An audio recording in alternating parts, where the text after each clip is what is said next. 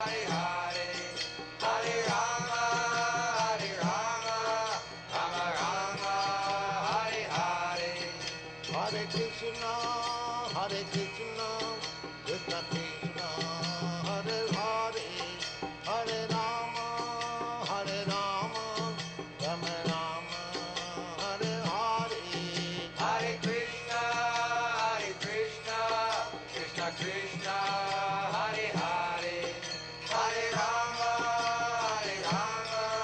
Rama Rama, Hare Hare. Hare Krishna, Krishna Krishna, Hare Hare. Hare Krishna, everyone, dear devotees. Dandot Pranam. Welcome to Nityam Bhagavad Sevaya. Today we are very happy to have the association again of His Grace Vibhav Krishna Prabhu.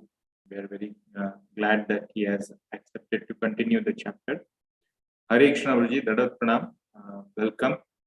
Would like you to please continue with the all the devotees.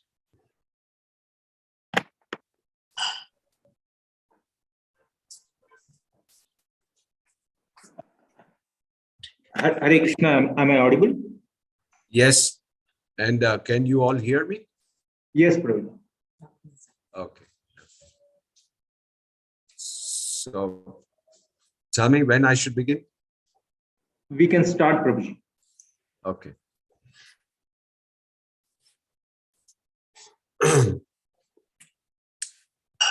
Om Ajnana-timirandasya Gyananjana Shlakya Chakshurunmilitam Yena Tasmai Shri Gurave Namaha Shri Chaitanya Manobishtam Stapitam Yena Bhutale Swayam Rupa Kada Mahyam Tadati Swapadantikam Vandeham Shri Guru Shri Yuta Padakamalam Shri Gurun Vaishnavamsya Shri Rupam Sakrajatam Sahagana Raghunathan Vitam Tam Sajivam Satvaitam Savatutam Parijana Sahitam Krishna Chaitanya Devam Shri Radha Krishna Pada Sahagana Lalita Shri Vishakhanvitam Nama Om Vishnupadaya Krishnistaya Bhutale Srimate Bhakti Vedanta Swami Niti Namine Namaste Saraswati Devi Gauravani Pracharini Nirvishesha Shunyavadi Paschatadeshatarine Shri Krishna Chaitanya Prabhu Nityananda Shri Advaita Gadadhara Shri Vasadi Gaurabhakta Vrinda Hare Krishna, Krishna Krishna, Hare Hare, Hare Rama, Rama Rama, Hare Hare. Mukham karoti vachalam, pangumalangayate girim, yat kripatam ham vande, Shri Gurun Dinatarinam, Paramananda Madhavam, Shri Chaitanya, Ishwaram, Harihi Om Tatsat. Hare Krishna once again to all the devotees, and I'm thankful and grateful for giving me this opportunity to continue speaking on this important aspect event which happened in Sridham Mayapur, 1976 Gaur Purnima. And Srila Prabhupada is there, and many of his senior disciples, sannyasis, they've all gathered to celebrate the Gaur Purnima festival. And so before the Gaur Purnima festival, we have, senior leaders from all over the world. They come to Mayapur and they discuss the aspects, the current aspects in ISKCON. And they bring their reports. So this started while Srila Prabhupada was still with us on the planet, and it is continuing even till today. In fact, because of the pandemic, we didn't have devotees coming, but even today, like the GBC meetings are on, and they are happening virtually. So this was a framework given by Srila Prabhupada, and it is continuing now, even to date. So last week, we ended at the place. So the whole theme, what I will be speaking today, is based upon where we ended last week. So Harishori Prabhu, Prabhupada disciple, there were devotees asking questions to Srila Prabhupada, and Prabhupada was responding, giving answers to those questions, thereby giving them a direction how we have to take things forward. So Harishori Prabhu's question was whether a grahastha, he artificially accepts the renounced order. So does this mean that he's indulging in another form of sense gratification? And Srila Prabhupada very, very candidly he replied. He said, as soon as we manufacture something, that is sense gratification.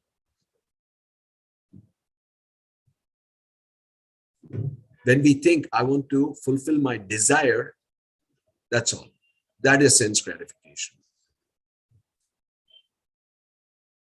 Prabhupada says, I may sit under a tree or I sit down in a palace, but the basic principle is sense gratification. So then Prabhupada brings this analogy of Hira Chora and Kira Chora. Hira is diamond and Kira in Bengali is cucumber. So, Hira Chora and Kira Chora. So one is thinking, I'm just stealing a cucumber, and the other is stealing a diamond. But the stealing propensity is still there. And the person who is stealing the cucumber, he may think, I'm only stealing a cucumber. It's not, I'm not doing something very dangerous. But in the eyes of the law, both are criminals. So if we manufacture a concoction, we manufacture a concoction. So I have got this stealing propensity, but I will not steal a diamond. Okay, I won't steal a diamond. I will steal a cucumber. That is mental concoction, but he's a thief.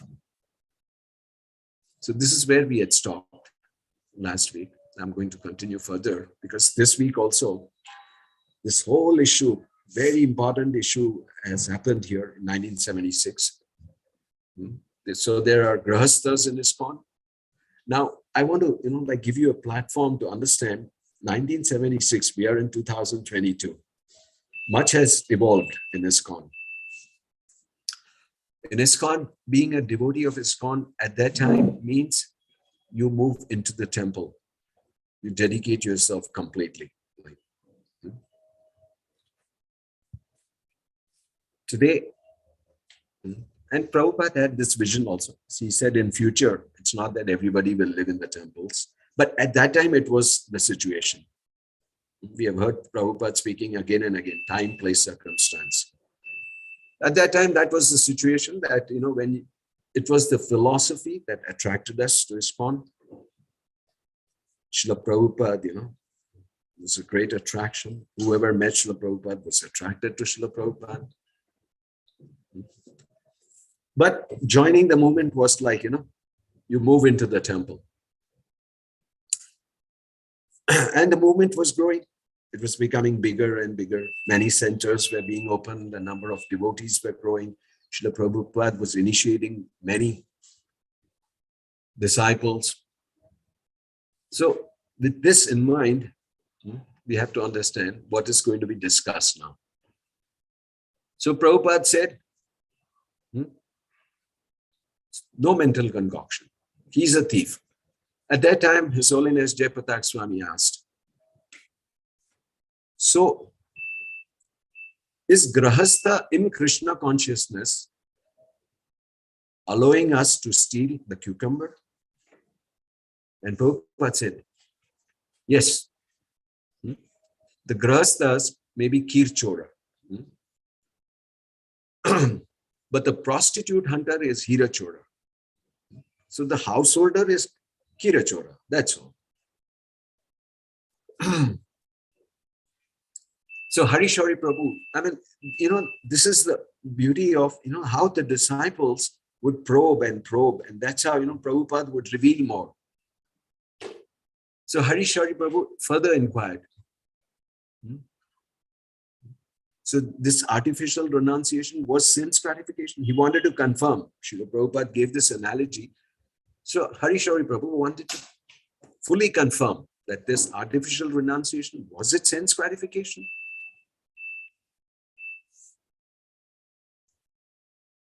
And he was of the opinion that, there were different views among the disciples. And they all wanted Prabhupada to make it very clear.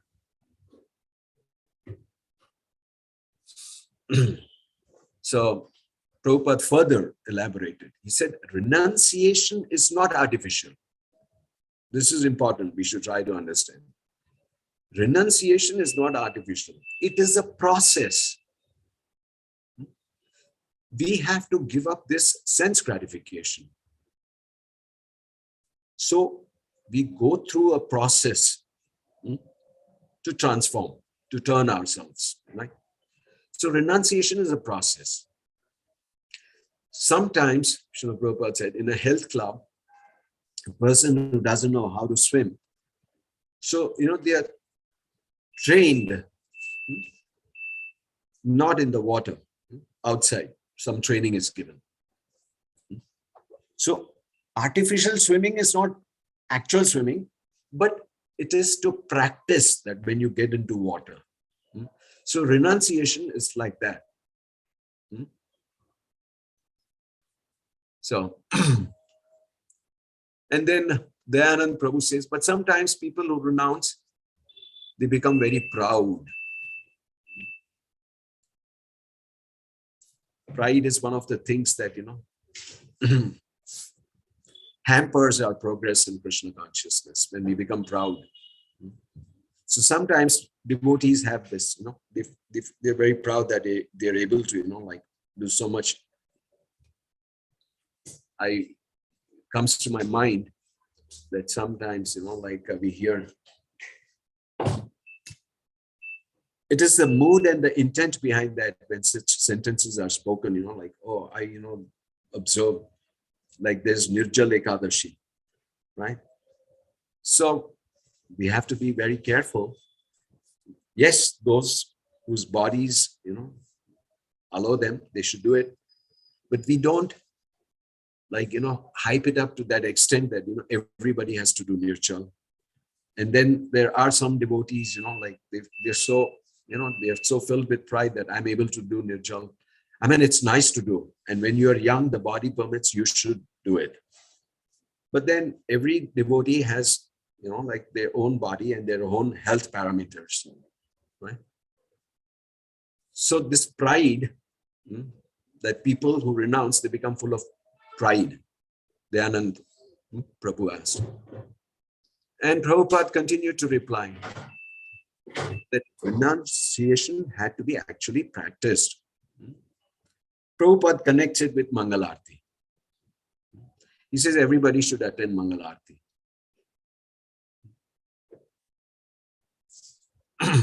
So,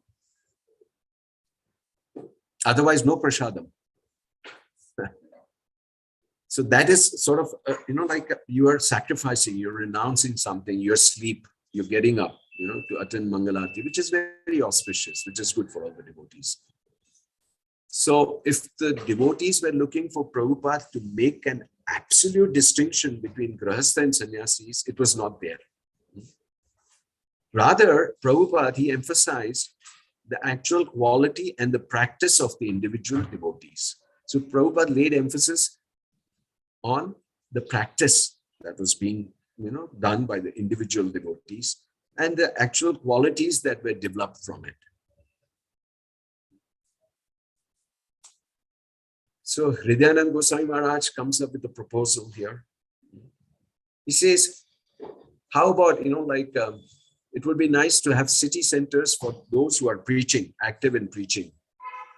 And for the women and children, it's much easier to maintain them on our farms. So at that time, ISKCON was also buying land and having farm communities. So this proposal came that, they can work there and produce food. And Prabhupada, he said, yes, they can live in the farms and they can do some work there. And then Guru Kripa Swami said, but they won't do it, Prabhupada. So this way, this probing was happening. And another sannyasi said that when many householders came together in big communities, large communities, an atmosphere of laziness developed. Now the comparison is with brahmacharis. And when lots of brahmacharis were preaching together, that atmosphere in that temple was very enlivening. But Prabhupada wanted that, whatever ashram, he says, everyone, he said, everyone should be engaged. That's all. There should be no idle life. Never encourage laziness. If we maintain some lazy men, then everything will be spoiled. So everybody, this is Prabhupada's instruction. So in the temple, we have devotees who are there. They should be very enthusiastic, energetic in rendering service, not only to the deities, but also those who come to the temple. They should receive them with a lot of enthusiasm. So no laziness.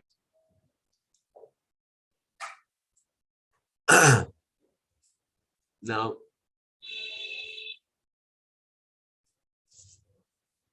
Prabhupada, he was replying in a philosophical and practical way that whatever discrepancies were present should be rectified. So he was giving a philosophical understanding. He was also giving the practical aspect to it. Sense gratification, laziness, failure to attend temple programs should not be tolerated. But this condemnation of malpractices in devotional service did not fall exclusively on any particular group. So what has happened is, it's become sort of like groups. We have the brahmachari groups, the sannyasi groups, the grihastha groups, and Srila Prabhupada is, making it clear that whatever Srila Prabhupada, if he's condemning something, some malpractices in devotional service, it's not, like he's not just identifying a particular group. It's for everyone. So we have one Mr. Chatterjee. Prabhupada is in Mayapur, and Chatterjee has written a letter to Prabhupada. And in his letter, he's saying that he wants to preach. He says, my theme is we can get to see God, that is Gauranga, by taking sannyas. And those who are grihasthas, they reach to Godhead through Nam Sankirtan. So grihasthas should be doing Nam Sankirtan. And Prabhupada, he encouraged Chatterjee. And he wrote a reply to him. He said, your theme is okay. But he reminded him that there were many devotees of Lord Chaitanya, like Advaita Acharya, even Nityananda Prabhu. They were also participating, in preaching as well as Nam Sankirtan. They were grihasthas. Even Lord Chaitanya was a grihastha. Of course, he left his grihastha ashram and accepted sannyas. So Srila Prabhupada said, it's a matter of understanding Krishna. That is the real qualification. Whether one is a grihastha or a sannyasi,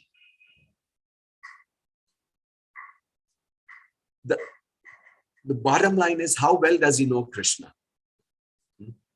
And then Srila Prabhupada, remembers a song by Narottam Das Thakur, Gaurangera Dutipada,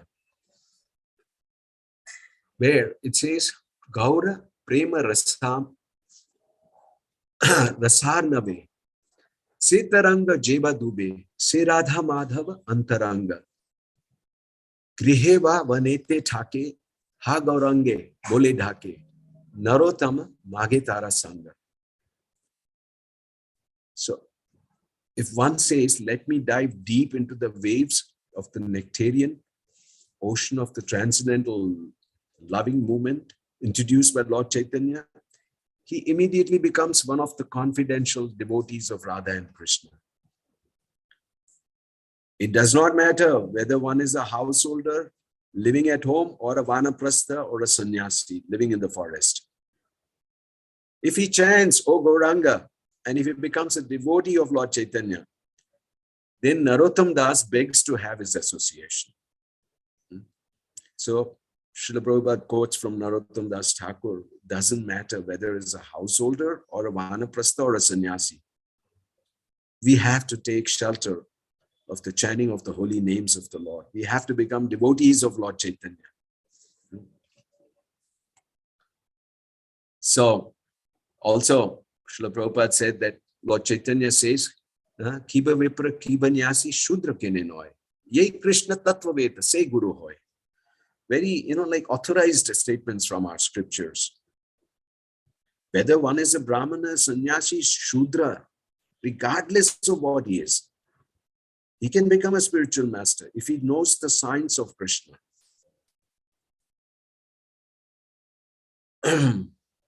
So Srila Prabhupada, he had Dayanand Prabhu at that time reading mail, like Prabhupada used to get a lot of mail. And there was a mail from a temple president who was having difficulty managing devotees.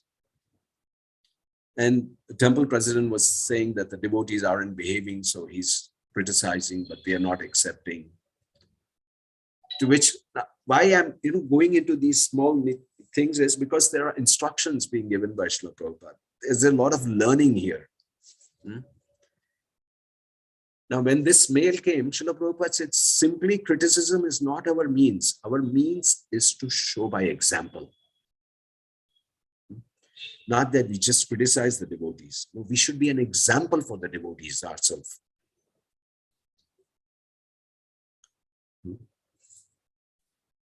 And the temple president wanted to inquire about his household life, and Prabhupada he says that's not the business of a guru. So,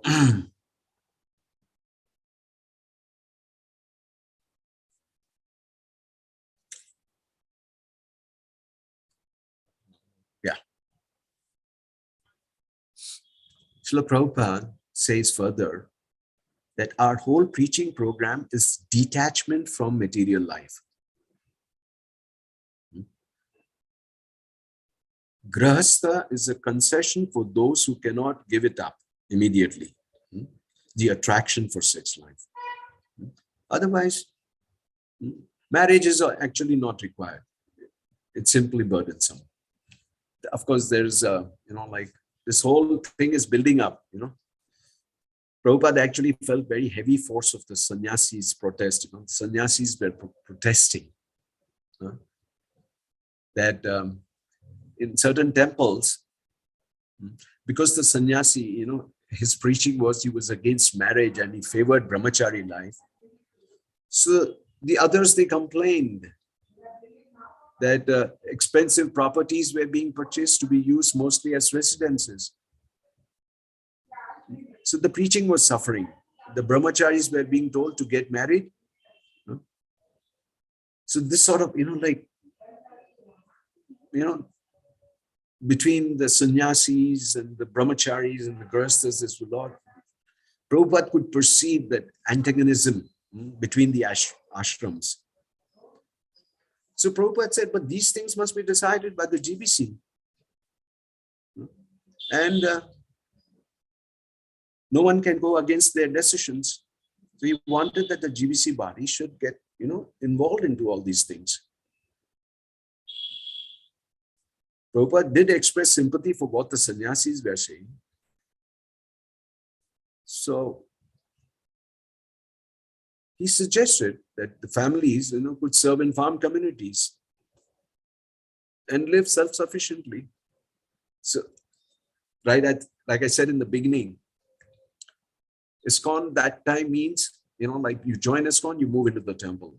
Now it was, like blending too much. Sannyasis, brahmacharis, grahasthas, all staying within, like the temple. So there was a lot of, issues cropping up.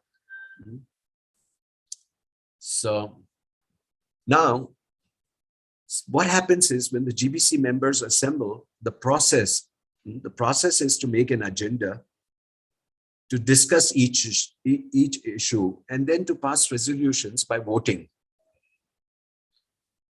So this was how it was, the process. And at the end of the day, they would approach Srila Prabhupada, who sat in his room, and they would read out the day's resolutions for his approval or amendment. So,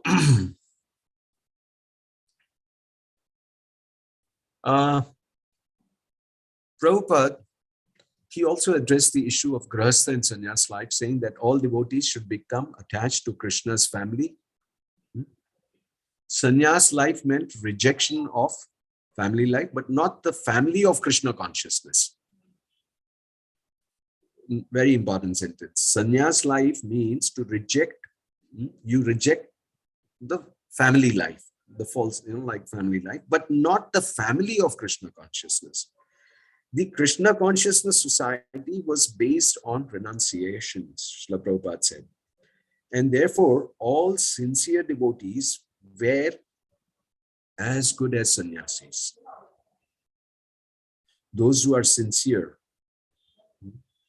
and on the path of renunciation, they are as good as sannyasis. The actual dress did not matter, whether one is wearing white or saffron.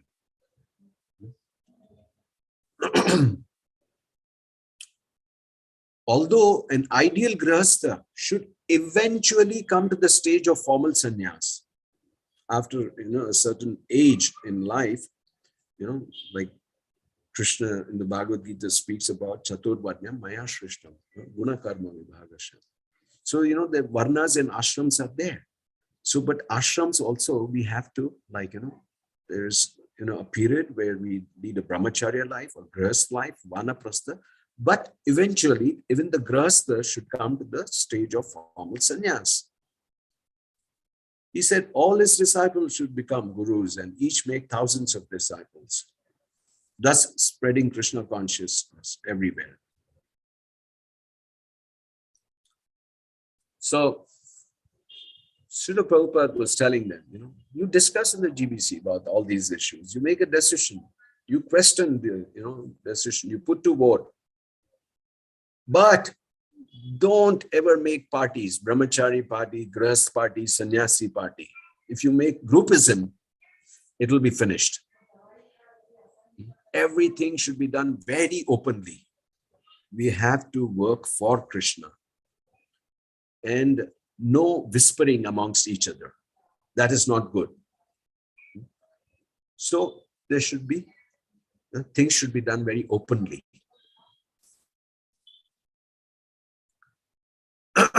So morning walk, Madhudvisha Prabhu. Okay. Once upon a time, they were sannyasis. Harishori Prabhu was sannyasi, Madhudvisha Prabhu was sannyasi. We are calling them Prabhus now. Because they gave up their sannyas. So, so Madhudvisha Prabhu, the subject, so morning walk, he's asking Srila Prabhupada, like today in the GBC meetings, there's going to be some very important, agenda we have. And, we're going to be discussing about the sannyasis, brahmacharis, grahasthas in ISKCON. There, Madhudvisha Prabhu brings to the attention of Srila Prabhupada that in the 18th chapter Bhagavad Gita, in one of your purports, you say that a sannyasi should never discourage a young man from getting married. So if somebody is inclined towards marriage, a sannyasi should not discourage a person. But on the other hand, we understand that a sannyasi should encourage young men to remain brahmacharis. So it seems to me that there's some kind of a contradiction here. So this was the question Madhudisha Prabhu asked Srila Prabhupada. And Prabhupada answered according to time and circumstance.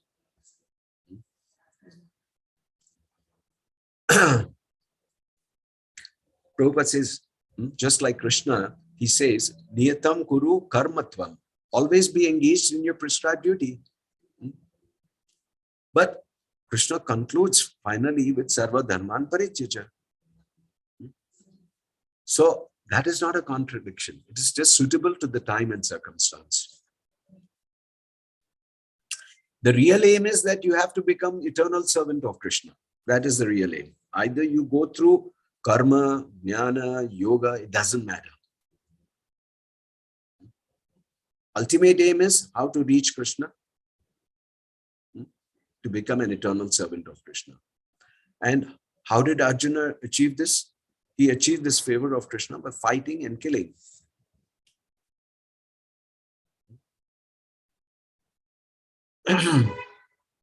So that day the GBC met, they discussed all day. And evening they had a list of resolutions pertaining to the divisions of Ashram and ISKCON. And the resolutions were that husbandless women with children could not live in ISKCON temples. They cannot live in the temples. Husband and wife could not live in ISKCON temples, even if separately. Before entering marriage, devotees should have a means of supporting themselves and not expect to live off ISKCON. Upon getting married, a householder would be financially responsible for his wife until such time as he took sannyas. So all these resolutions were passed. It took them a whole day, to discuss all these things. And to a great extent, we are following, we are trying to follow these things. So when they read out the resolutions to Prabhupada, and especially, when he heard the resolution that husbandless women with children could not stay in the temples, Prabhupada, he said, as for me, my only concern is that they shall not waste their valuable human life. This is how he responded. When he heard, he responded, my concern is they shall not waste their valuable human life.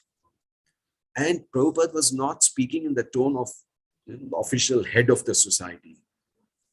I mean, he had the power to veto the resolutions, but in a very personal, humble way, as a pure devotee.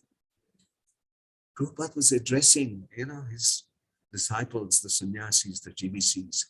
He said, after so much struggle, they have got this human form, and I do not want that they should miss the opportunity of, being connected with Krishna and devotional service. As for me, Srila Prabhupada said, I don't discriminate man, woman, child, rich, poor, educated, foolish. Let them all come. Let them all take Krishna consciousness so that they will not waste their human life.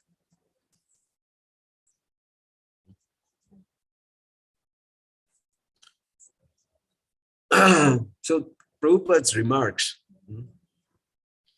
the GBC members, they were silent, like Prabhupada's reply, to the resolutions. But Tamal Krishna Maharaj, who was the elected chairman for that particular year of the GBC, he spoke to Srila Prabhupada and he said, Prabhupada, should we strike that resolution?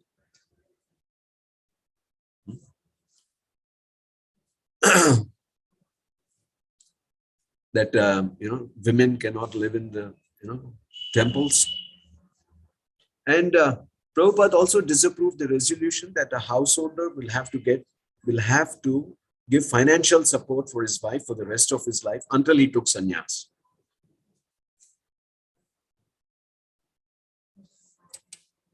So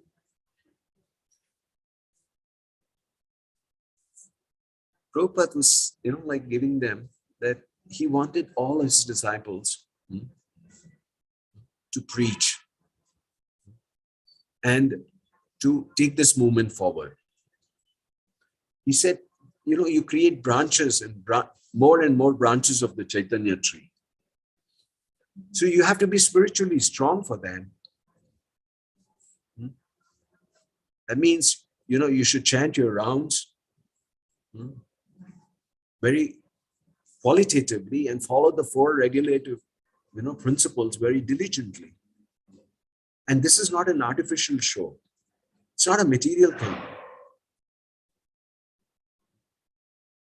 We don't do it materially to chant our rounds and follow the four regulative principles. It's not a material thing. We pray to Krishna in helplessness. Even while chanting and following the regulative principles, we pray to Krishna in helplessness. We are, seeking his mercy. We have to have enthusiasm. If we lose enthusiasm, everything will become slack. And Srila Prabhupada cites his own example. He says, I came out of Vrindavan. I had no money. I had nothing. But I thought, let me try.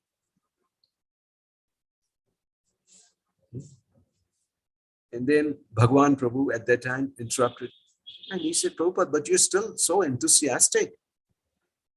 Prabhupada said, yes, I am enthusiastic.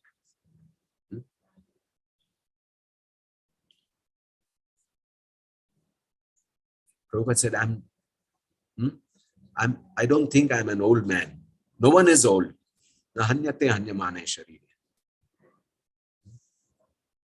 Sometimes in old age, one is pushed down, but Prabhupada said, I'm enthusiastic. The soul is not destroyed with the destruction of the body. Prabhupada was pleased at most of the resolutions because they showed the character of a strong GBC. And Prabhupada, he was, now ready to relieve himself so he could concentrate on his translation work. He saw that the GBC body was strong. He said the devotees would have to strictly follow for the entire year what the GBC had agreed, and no changes should be made during that particular year. And in the next annual general meeting, they may, review and, if necessary, make changes. So, in the room, Prabhupada's room, where, the GBC had come to speak to Prabhupada about the resolutions, there were some topics unresolved in the day's meeting, and they wanted to vote in front of Srila Prabhupada. So the chairman called for a vote, and everyone voted yes by raising their hand, and even Srila Prabhupada raised his hand. And Prabhupada said, I'm simply following the GBC. Whatever you say, I have to follow. So he showed by example. When you are giving responsibility or empowering somebody, Prabhupada said that even I have to follow the GBC then. Whatever you say, I have to follow. But now, this is one aspect. The temple presidents in their zones, when they heard about the GBC resolutions, many of them objected. They knew Prabhupada had approved them, but they thought the actual spirit and interpretation that some of the sannyasis might give to the resolutions would cause a split in the society. Many of the temple presidents, being grahasthas, felt discriminated against. They wanted a chance to present their side. And Prabhupada, he knew of the president's discontent. So next day, morning walk, he brought up the subject. Prabhupada himself brought up the subject. And he was surrounded by the GBCs and the sannyasis. Some temple presidents were also there. So Prabhupada made an opening statement. He said, I've heard that too much stricture on the grahasthas may cause some disturbance. That was the opening statement by Srila Prabhupada. too much stricture on the grihasthas may cause some disturbance. So I think the grihasthas themselves should form a small committee and define what they will do instead of forcing something on them. Because in this age, nobody can follow strictly all the strictures in the Shastras. Prabhupada gave a proposal. But Tamal Krishna Maharaj objected to the idea of grihasthas revising the GBC resolutions. Tamal Krishna Maharaj said, in none of our resolutions do we say anything about how the grihasthas should live. The resolutions simply say how our society should be run. It doesn't say how grihasthas should live. So on points of objection, Prabhupada has already corrected us. This was Tamal Krishna Maharaj's, argument. I mean, his objection was that on points of, Prabhupada has already corrected us. So Prabhupada said, I think it may be further decided. Make a small committee of 3 or 4 grihasthas. Then you define how you live. Here we see the mood of Srila Prabhupada. Prabhupada gave more importance. As we read further, we will see. He wanted to keep everybody together. Because this human life is so rare. And in this rare human life to, get in touch with the holy name of the Lord, to get in touch with a bona fide sampradaya and take up to devotional service is a very, very rare phenomenon. Making a devotee is not an easy task. Losing devotees, could be very easy. And Prabhupada didn't want that, So he further said, okay, we can, make small committee of 3 or 4 grihasthas. Prabhupada wanted to hear the other side also, And he said, give them a chance, let them define. Let them tell us how they live.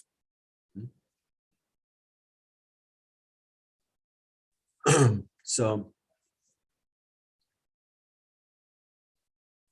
Pushta Krishna Swami made a remark that there's a distinction between the enjoying spirit and the renouncing spirit.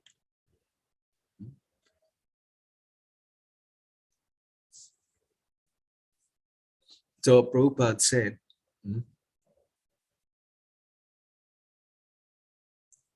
although the question was pointed, Prabhupada, he was very poised. He was detached from their party divisions. You could see that, there are groupisms happening. His idea of what to do was definite, but his method of teaching was, he was very careful and he was very gradual. He already knew well the difficult task of satisfying divergent views among his strong-minded disciples. For years, he had been making the ultimate decisions and teaching his disciples how to go forward in a united way. Once again, an issue was building up that only he could solve if only they would listen. So Pushta Krishna Swami, he says, for example, as we have been discussing, there are different tendencies between the brahmacharis and the grihasthas. The attitude of the brahmacharis is towards renunciation. If the brahmachari gives up his brahmachari life to become a grihastha, that means he's no more inclined to that means he's more inclined to the enjoying spirit. If a brahmachari becomes a grihastha, that means he's more inclined to the enjoying spirit. So how to deal with this situation? So Prabhupada said, if you want to enjoy, who can stop you? And then Tamal Krishna Maharaj immediately replied, but we cannot support it. We cannot support his enjoyment. That he should take on himself. So Prabhupada replies, according to different positions and attitudes, the 4 ashrams are there. The brahmachari, the grihastha, the vanaprastha, sannyas. This means that everyone is not on the equal platform. So there are different platforms. But the whole idea is how to give up the propensity of enjoyment. That is wanted. So whichever platform you are on, whichever platform, brahmachari, grihast, vanaprastha, sannyas, Prabhupada said the whole idea is to how to give up the propensity of enjoyment. And that is most wanted.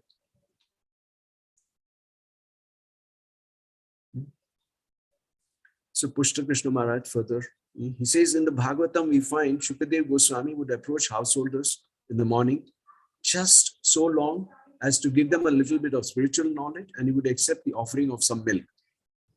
So sannyasis and renunciants, generally, they would not give much relish to the association of householders because of this enjoying spirit and the association that it entails. So we are finding also within our society that those who are inclined to remaining celibate, they are finding the association of persons even within our movement who have this enjoying spirit to be somewhat detrimental to their own spiritual life.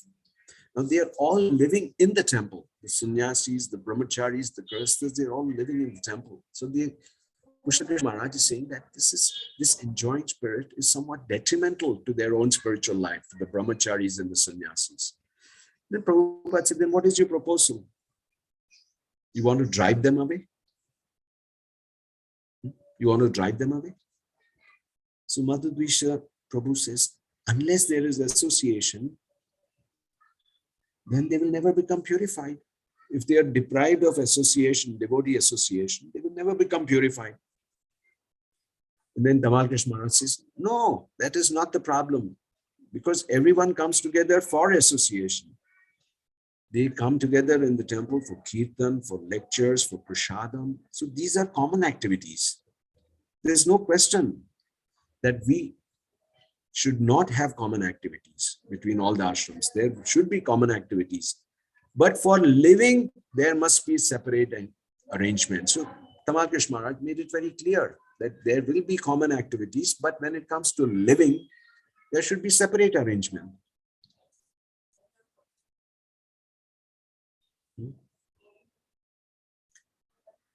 So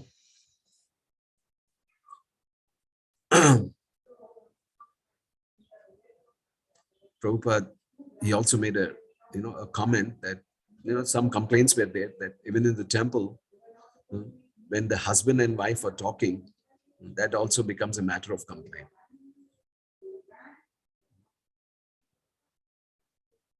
So Prabhupada, he seemed almost very coy in a way, but he was gradually leading them.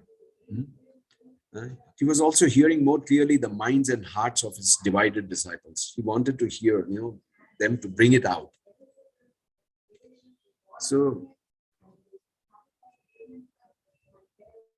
like when Srila Prabhupada said that then there are complaints that a husband and wife are talking, and Tamal Krishna Maharaj said yes,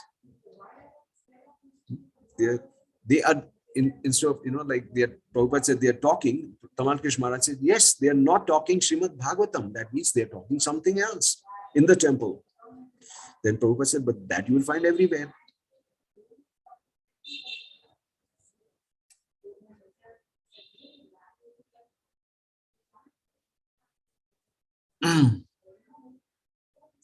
So there was another question that sometimes the brahmacharis, even the sannyasis, may have a strong aversion to association with women and householder life.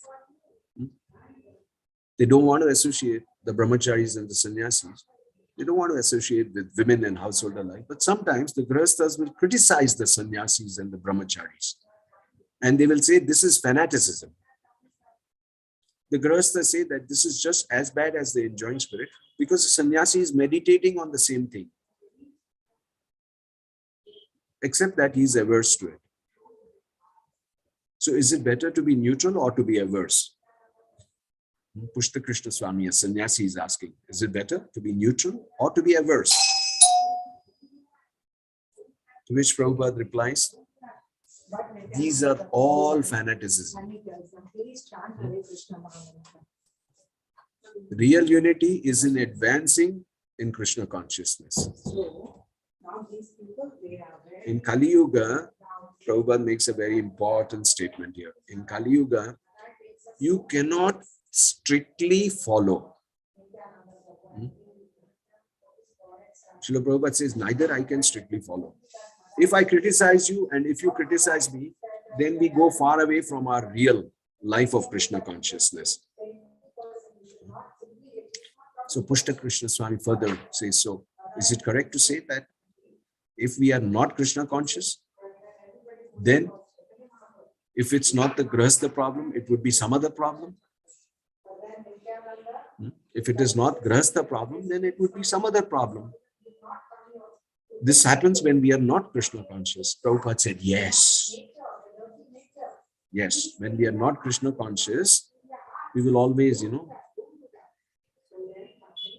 be facing problems. So Prabhupada said, yes, we should always remember, either Grahastha or Brahmachari or Sannyasi, nobody can strictly follow all the rules and regulations.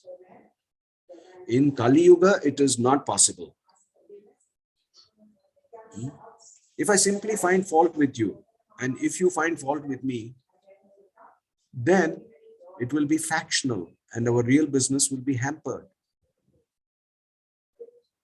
Therefore, Chaitanya Mahaprabhu, he has recommended Harinam, chanting Hare Krishna, and it should be very rigidly performed. And this is common for everyone, whether Grahastha, Vanaprastha, Sannyasi, everyone should perform Harinam. They should always chant Hare Krishna mantra, come together, and then everything will be adjusted. Otherwise, it is impossible to advance in Krishna consciousness. We shall always be complicated with the details only. Yeah. And this is called Niyamagraha. Srila Prabhupada says, I've explained that in the Nectar of Instruction. So Niyamagraha is not good. Niyama means regulative principles. Agraha means not to accept. Agraha means the opposite. That means too eager to accept the regulative principles. So agraha and agraha, they are opposite. One is not to accept, one is too eager to accept the regulative principles. But then what happens? No advancement spiritually. So both of them are called niyamagraha. Basic principle is that niyamagraha is not recommended. If we advance in Krishna consciousness by the simple method of chanting 24 hours, Kirtaniya Sadahari, then things will be automatically adjusted. You cannot find in Kali Yuga that everything is being done very correctly to the point. That is very difficult. Just like Srila Prabhupada cites Allen Ginsberg. Allen Ginsberg, he was always accusing me. Swamiji, you are very conservative. You're very strict. Back in US, at the beginning days of ISKCON, Allen Ginsberg was there. So he was accusing Prabhupada, you're very conservative, you're very strict. And Srila Prabhupada remembers telling him, I told him, I am never strict, neither I am conservative. If I become conservative, then I cannot live here for a moment. Srila Prabhupada, he just adapted, to give them Krishna consciousness. He blended with them. And he gives an instance. I'm not conservative. I was living with one boy, Carl Jürgens. I was cooking and I saw in the refrigerator some pieces of meat for his cat. So still I kept my food in that refrigerator. What can be done? So I'm not conservative. And I wasn't very strict. So this way, back and forth, many, discussions were happening. And now a big team of devotees, more than 350 devotees have just arrived. So for the festival, the Gaur Purnima festival. And for these devotees, they had been working very hard in various cities throughout the whole world. And coming to Mayapur was like a reward for their austerities and patient service. Now they could relax. They could enjoy spiritual life with no responsibilities other than to worship the deities, to see and hear Srila Prabhupada, to chant Hare Krishna, to simply be Krishna conscious in the eternal abode of Lord Chaitanya. So Prabhupada was playing a very good host. He was very concerned. He inquired whether prasadam accommodations were sufficient for, taking care of all these devotees. And he was also, he was so concerned that whether there would be a full schedule of engagements for everyone. He said, otherwise, if devotees, if they're not engaged, if they remained idle, they would get sick or they would gossip. So he wanted that everyone should simply chant Hare Krishna, go on parikram and engage in Krishna Katha. So it's, a guideline for all of us when we, visit these dhams, Mayapur and, Vrindavan, Jagannath Puri, that we should be always engaged. So amongst these new arrivals, there were temple presidents also. And since they had all gathered in Mayapur and they're coming from all across the world, all corners of the world. So now the temple presidents were together. They called for a special meeting, rallying together in their discontent. They disliked the resolutions restricting the place of grahasthas in ISKCON. And they spoke and compared opinions. And they found a particular focus for their grievances. Their grievances, they found a very, a particular focus.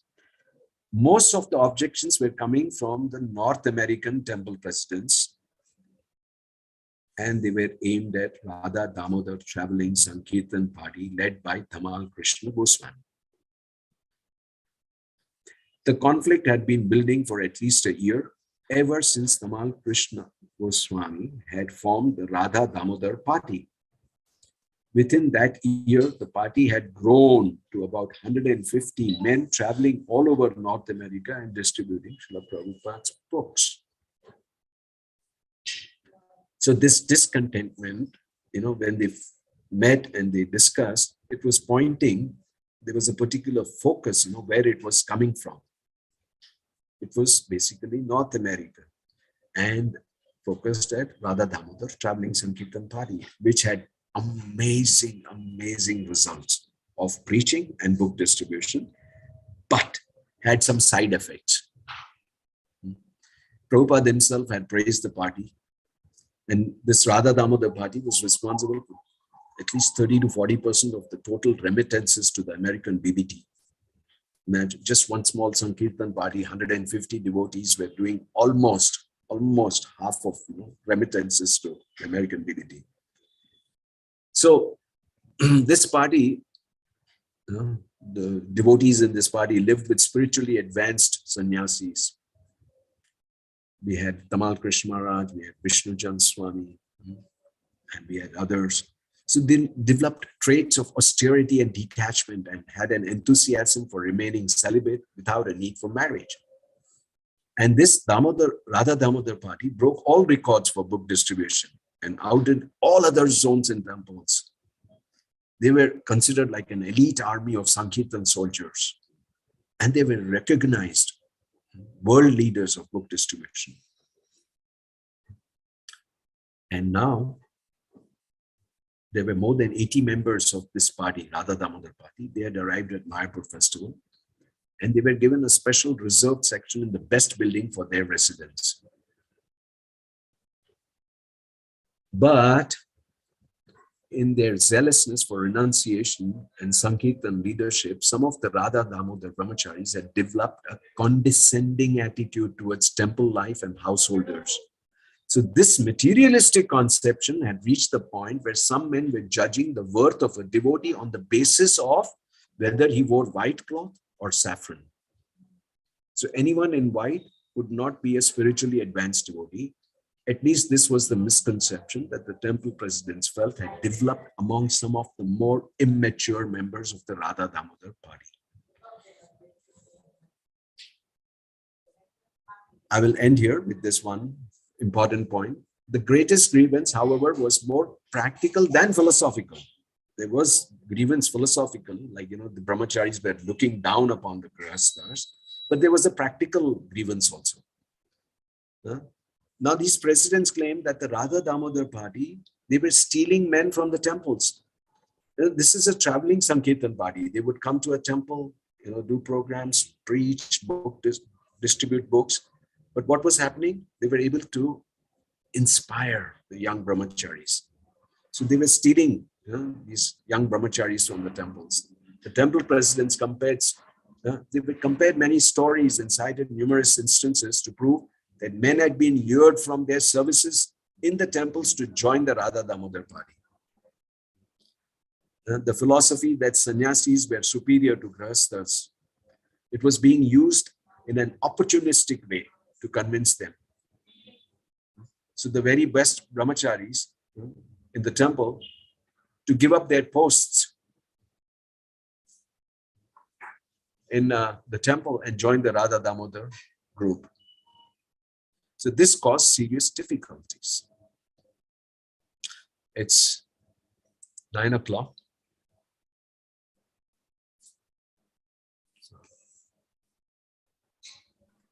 I'll stop here. Hare Krishna Prabhu, thank you very much for the gripping narration on this conflicts and contradictions and highlighting Prabhupada's personality, how he was expertly walking the thin line of sticking to the principles, but at the same time, not losing the compassionate and fatherly figure. I guess we will discuss about how to conclude this chapter. Thank you again for your time. Devotees can unmute themselves to share any reflections or if they have any questions. Hare Krishna Prabhu, which is very exhaustive and you have brought it out very nicely, simplified for us to understand, and very slowly you went. That's excellent, Prabhu. But I'm very, very insignificant soul in Krishna consciousness. I would request you if you could explain the Hira Chora and Kira Chora once again, Prabhu.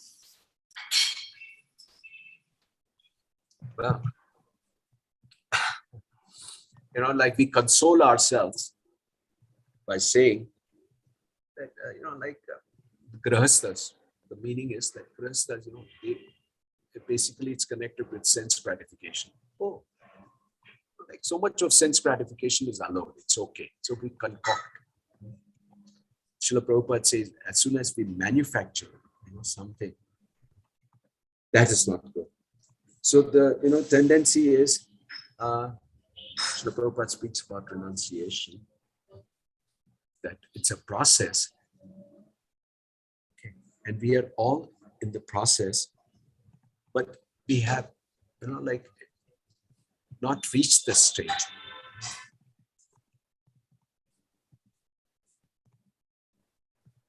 And so, Hira is diamond, like you steal a big thing, so you have guilt. But Hira, cucumber, stealing a cucumber, you don't feel the guilt. Basically, you're consoling yourself. It's just a cucumber. But the tendency of, stealing is there. So we are a victim of that. We may console ourselves, but the tendency is still there. And this tendency is for us to go back to the spiritual world, we have to completely overcome this tendency.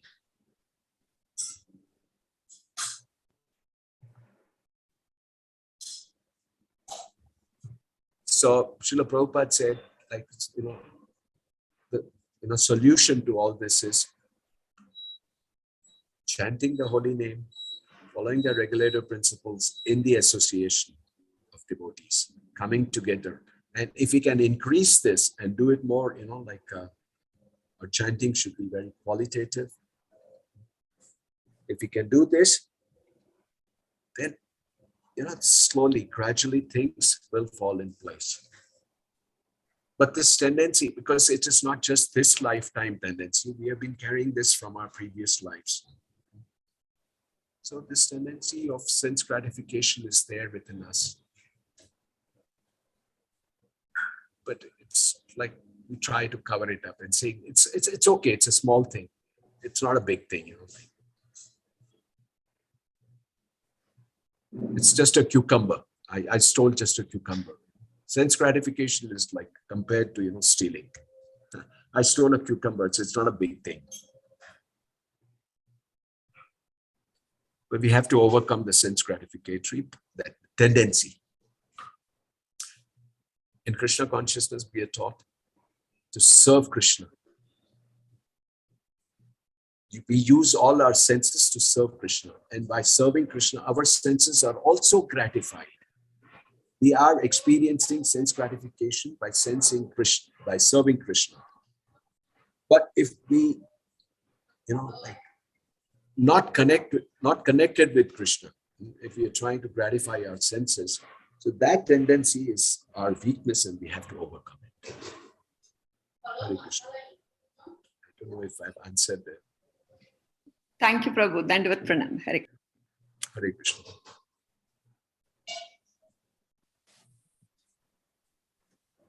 Hare Krishna, Prabhu. Dandavat Prabhu.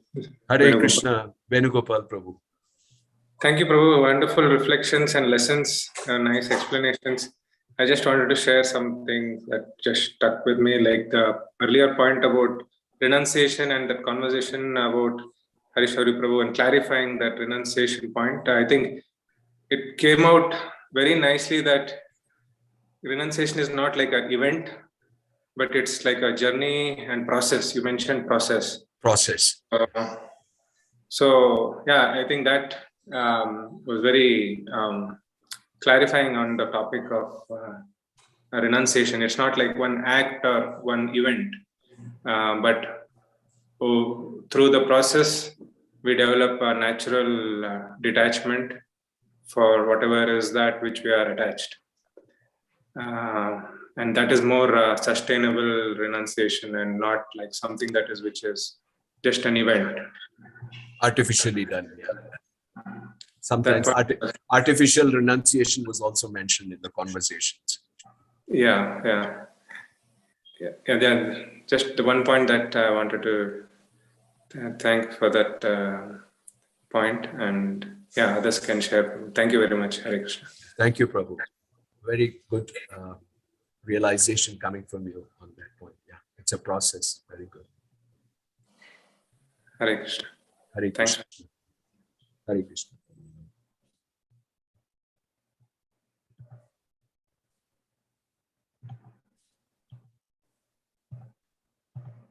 Hare Krishna, Prabhuji, Dandavat Pranam.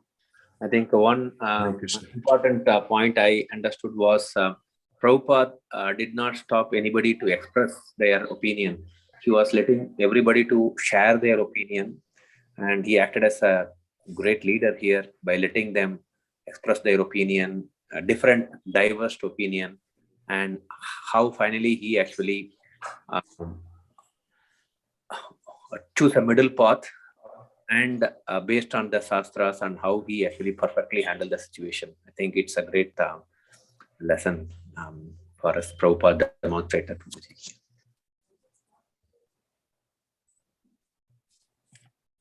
As the chapter title suggests, Unifying ISKCON.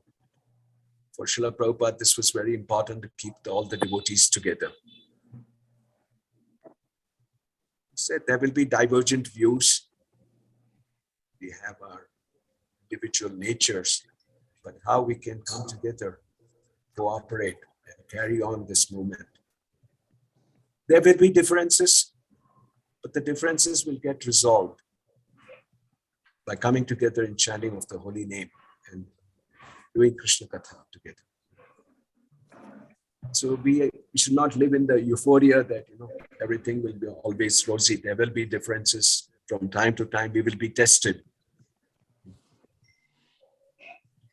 But the solution is always going to be take a shelter of the holy name of the Lord. Come together and associate and hear Krishna Katha. Yeah, so Srila Prabhupada wanted to hear from So yeah, I mean, this particular resolution, like we will see, it was taken back, it was rescinded because Srila Prabhupada wanted everybody to be within the movement. It was causing a lot of discontent amongst within the movement amongst his disciples. So he said, for a higher purpose, this resolution was taken back. Thank you, Prabhu. Hare Krishna.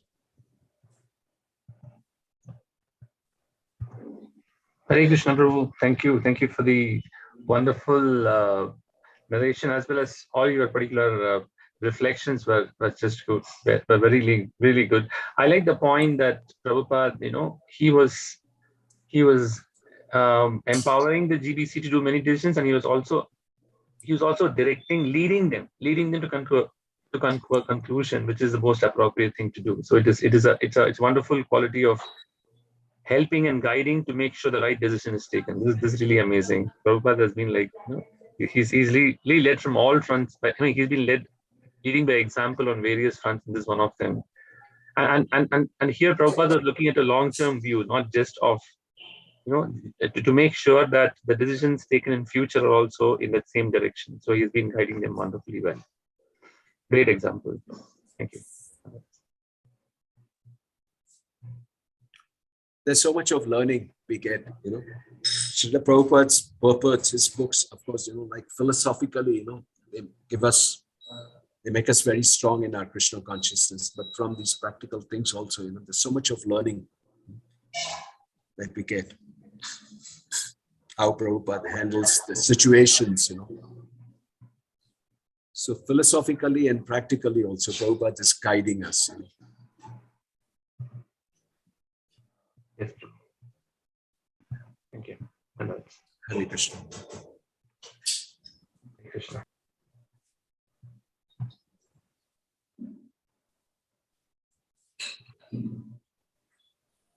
So shall we end here then?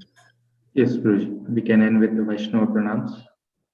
Vancha kalpatarubhyascha kripa sindhubhya cha patitanam bhavanebhyo vaishnavebhyo namo.